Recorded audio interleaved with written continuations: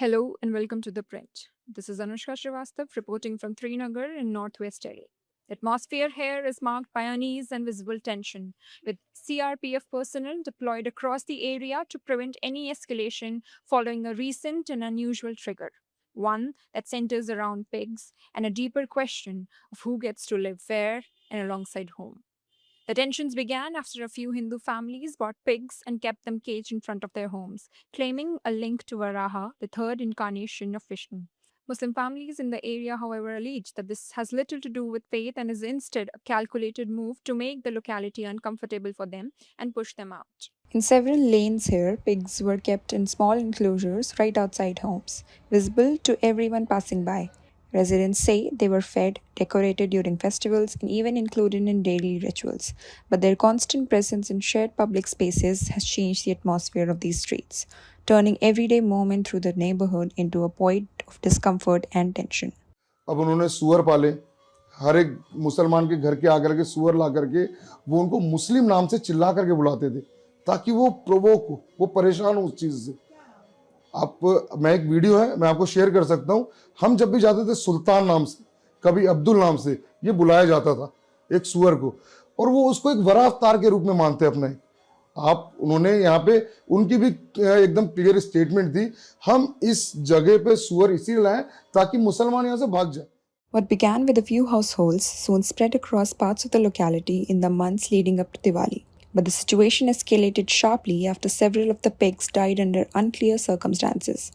Their deaths became a flashpoint, intensifying suspicion, fueling rumors, and deepening the divide between communities.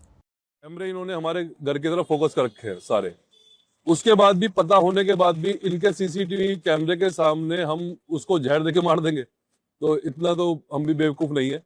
अगर ये काम हमने करा नहीं है, करना होता तो हम अपने घर में ले आया करते।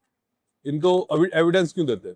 वो तो इतना था कि बुखार हो गया था उनको, डॉक्टर को बुलाया गया था। जब ये सारी वीडियो दिखा रहे थे, वो भी दिखाएंगे कि डॉक्टर भी देखने आया था उनको।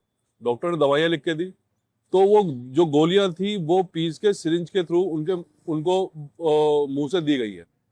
तो वो वीडियो ये दिखा रहे हैं। अब किसी भी जानवर को हम पकड़ेंगे तो वो चिल्लाएगा। मैं बताता हूँ, मैं आपको ना एक फुटेज जो दूंगा उसमें क्लियर हो जाएगा कि किन लोगों ने पॉइजन दिया और कैसे मरा। फुटेज में आप देख सकते हैं, उन्होंने खाना दिया, जैसे ही कुछ खाया, खाते ही मतलब 2 मिनट नहीं होंगे वो बहुत तेजी से तड़प करके मर गया उसी टाइम। तो अगर पॉइजन मैं देता, वो खाने के बाद उसके मतलब 2 मिनट में कैसे वो मर जाता हूँ? नहीं हो सकता था। मैं आपको 2-3 फुटेज ऐसी वो दूंगा ना कि वो जाल में कैसे बांध के रखते थे, कैसे वो हमारे घर के आगे लाते थे, कैसे नाम बुलाते थे, आपको सारा क्लियर हो जाएगा उसमें। Behind me, in these very lanes of Srinagar, residents are offering sharply different versions of what has unfolded here over the past few weeks. Some Hindu families allege that the situation has become tense, claiming that their sense of safety and ability to practice their faith is being affected. In this very lane, they also point to specific houses, alleging that a few Muslim families, naming individuals like Liaquat Ali and Muhammad Bari, have constructed their homes illegally and say their complaints have not been addressed. What is playing out here is largely a battle of allegations, with both sides disputing each other's claims. The tensions have further deepened after the pigs brought into the area were found dead under unclear circumstances, with each side accusing the other of being responsible. ये जो matter start हुआ था, जो अब्दुल बारी है, जब उसने मकान लिया था यहाँ पे, तो जब उसने मकान लिया था वो कंस्ट्रक्शन कर रहा था, तो ग्रैब कोड लगा हुआ था पॉल्यूशन की वजह से। तो तब भी उसके कंस्ट्रक्शन स्टार्ट थी। तो जब यहाँ के लोगों ने उसे मना करा कि पॉल्यूशन की वजह से कंस्ट्रक्शन बंद है, तो ये जो है काम आप बंद करवाओ, तो फिर उसने यहाँ गाली गलौज स्टार्ट कर दी थी। उसकी वीडियो एविडेंस हमारे पास है। तो ये यहाँ से स्टार्ट हुआ था, और जब हमने इंक्वायरी निकाली इसकी, तो ये प्रॉपर्टी भी जो इसने ली है, जो इस प्रॉपर्टी के मालिक थे पहले, उनके साथ 420 करके प्रॉपर्टी ली गई है, क्योंकि वो किसी मामले को बेचने के लिए तैयार नहीं थे। तो जो डीलर था बीच में, डीलर ने अपनी वाइफ के नाम ये प्रॉपर्टी करवाई थी कि हिंदू ही ले रहा है इस मकान को, और उसके बाद उसने जो है पोजीशन लेके रजिस्ट्री करवा के अब्दुल बारी के नाम रजिस्ट्री करवाई थी। तो एक कमीशन बेस पे मकान बिकवाने वाला डीलर, जो कि 1% कमीशन पे काम करता है, तो वो अपनी 1% कमीशन के लिए किसी प्रॉपर्टी की रजिस्ट्री में 8-10 लाख रुपए खर्च क्यों करेगा? तो अगर एक प्रॉपर्टी की रजिस्ट्री 2 बार हो रही है तो इसका मतलब जो ले रहा है वो एक्स्ट्रा पैसे खर्च कर रहा है। वो क्यों ऐसा कर रहा है? Muslim families here say that even though they have been living in the area for over 40 years, they're now being made to feel like outsiders. As videos of the incident continue to circulate and allegations mount on both sides, they present a very different account. They say that their homes were purchased legally, but they are now being repeatedly asked to prove their identity and belonging.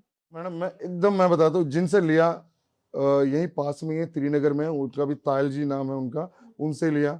Property dealer भी यहीं के हैं, मैं उनका number दे सकता हूँ, बात कर सकते हैं। मैडम कोई किसी जबरदस्ती से, कोई किसी से भी प्रॉपर्टी आज की डेट में तो मेरे हिसाब से तो नहीं ले सकता कि हम उनको धमका करके जबरदस्ती, उन्होंने जितने पैसे मांगे हमने उनसे बात करके जो भी पैसे को हमारा बना वो दे करके हमने एक प्रॉपर्टी ली, और प्रॉपर्टी जैसे थी हमने उसको अपने रहने लायक बनाया और हम यहाँ पे आके रहने लग गए।